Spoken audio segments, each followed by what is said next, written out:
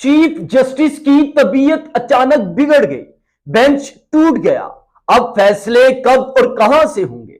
पंजाब और केपी असम्बलियां बहाल करें, दरख्वास्त दायर, इलेक्शन होंगे या फिर असम्बलियां तहलील? सुप्रीम कोर्ट से बड़ी खबर सामने आ गई। वजीर आजम शहबाज शरीफ की जेर सदारत इत्तेहादी रहनुमाओं का इजलास, 27 अप्रैल सुप्रीम कोर्ट समाअत और दीगर उमूर पर गुफ्तगू, जबकि सुप्रीम कोर्ट पर ताबड़तोड़ हमले भी जारी। इन तमाम अपडेट्स की डिटेल्स जानने के लिए देखते रहिए मेरा यूट्यूब और फेसबुक चैनल। बिस्मिल्लाहिर्रहमानिर्रहीम। तमाम मुहिब्बे वतन पाकिस्तानियों को मेरा सलाम। मैं हूं अरसलान कयानी और आप देख रहे हैं मेरा फेसबुक और यूट्यूब चैनल। अगर सबसे पहले बात करूं तो सुप्रीम कोर्ट से बड़ी खबरें जो हैं वो आना शुरू हैं। 27 अप्रैल जूं जूं करीब आ रही है, जूं जूं ये लम्हात गुजर रहे हैं, तब अगर हम देखें तो हर बीते लम्हे के बाद हर आने वाला लम्हा एक नई खबर लिए आता है। अब तक की जो बड़ी अहम खबर है वो ये है कि चीफ जस्टिस पाकिस्तान के जो चीफ जस्टिस हैं सुप्रीम कोर्ट के, उनकी तबीयत अचानक खराब हो गई। उनकी तबीयत खराब होने के बाद जो एक बेंच तश्कील दिया गया था वो बेंच भी टूट गया। बेंच टूट गया और इसके हवाले से मैं आपको बताऊंगा कि इसके पीछे राज क्या थे। इसके हवाले से सुप्रीम कोर्ट का क्या मौकफ रहा, इस हवाले से आगाह करूंगा।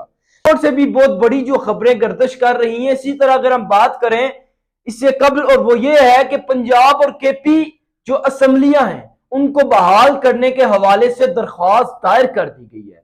दरख्वास्त गुजार ने जो दरख्वास्त दायर की है, जो प्लीडिंग है और जो उसने मौकफ अपनाया है, उस पर अगर गुफ्तगू करें, उस पर अपना तबसरा करूं तो वो उसका ये कहना था कि ये जो असम्बलियां तहलील की गई ये गैर आईनी तरीके से तोड़ी गई, ये गैर आईनी फेल था, इस वजह से मुल्क पाकिस्तान को भी नुकसान पहुंचा, लिहाजा इन असम्बलियों को फौरी बहाल किया जाए।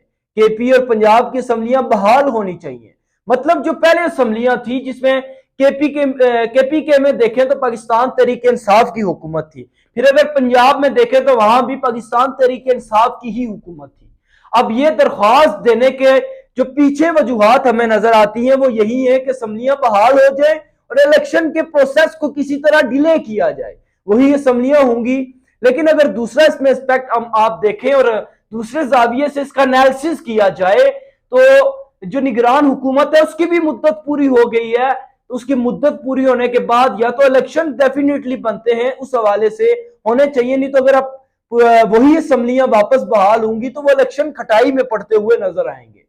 इसी तरह अगर देखें तो दरखास्त गुजार का ये कहना था कि अगर इमरान खान चाहते हैं इलेक्शन हो दोनों सूबों में तो 21 अरब रुपए वो खुद से दे दे, अपनी जेब से निकाल के वो दे दें और इलेक्शन करवा लें, इलेक्शन में आ जाएं। ये दरखास्त गुजार की बातें थी।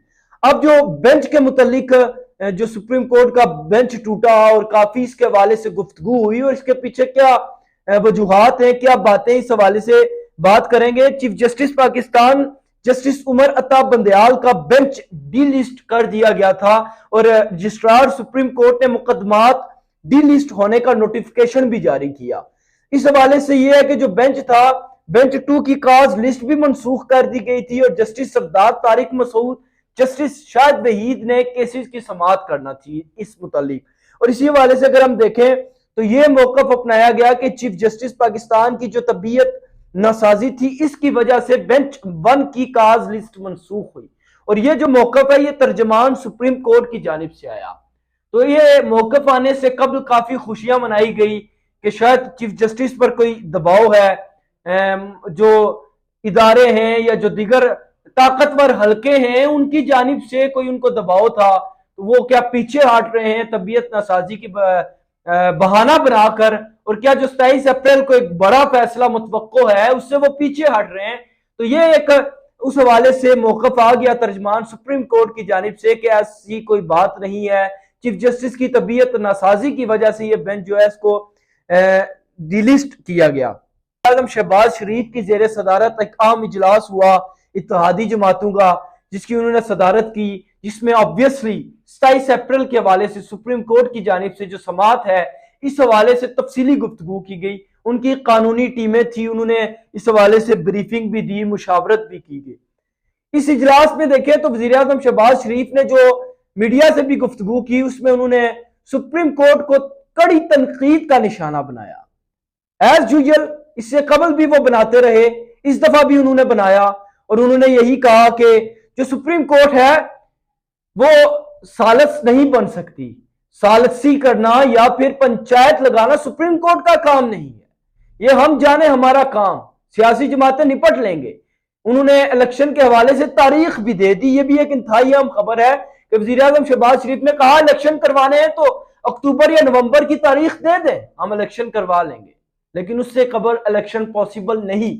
और उन्होंने जो ये बात कह के सारे मामले को कंक्लूड किया वो ये था कि हमारा जो इससे पहले मौकिफ था वही मौकिफ है, मतलब कि हमने सुप्रीम कोर्ट के फैसले को नहीं मानना, हम वही करेंगे जो हमारा दिल चाहेगा। इलेक्शन किसी सूरत भी 14 मई को नहीं होंगे। ये अब तक की ये तमाम तर डिटेल्स जिस हवाले से मैंने आपको आगाह किया, यकीनन आप इससे पहले बाखबर भी हुए होंगे, लेकिन इतनी तफसीलात जो हैं वो आप तक नहीं पहुंच सकी होंगी। अगले व्लॉग का इंतजार करें, उसमें अहम इंकशाफात हैं और दिलचस्प खबरें जो आप तक पहुंचानी है। लेकिन उसके लिए जरूरी है कि आप मेरा फेसबुक और यूट्यूब चैनल अरसलान कियानी इसको सब्सक्राइब करें, लाइक करें, अपना फीडबैक दें ताकि तमाम तर अपडेट्स बर वक्त आप तक पहुंचती रहें। इंशाल्लाह अगले व्लॉग में आपसे मुलाकात होगी। इजाजत दीजिए, खुदाफिज, पाकिस्तान जिंदाबाद।